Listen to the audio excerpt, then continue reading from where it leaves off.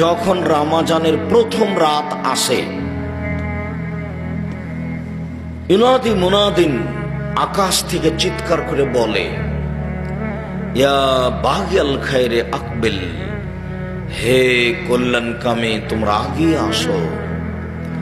ইয়া বাগিয়া শাররে আকসির, হে পাপকারী তুমি একটু পাপ থেকে বিরত থাকো। ওয়ালিল্লাহি উতকা মিনান নার, প্রত্যেক রাতে জাহান্নাম থেকে মুক্তি ঘোষণা হচ্ছে। ওয়া যালিকা কুল্লা লাইলাতিন, এটা প্রতি রাত চলতে থাকে। এই যে রমজানের রাত শুরু হলো, সেদিন থেকে আকাশের দরজা খুলে দেওয়া হয়েছে একবারে পুরো রমজান। আমি আর আপনি বুঝতে পারিনি রমজান কি জিনিস, যার কারণে আমাদের কাছে আসে আর চলে যায়, আসে আর চলে যায়।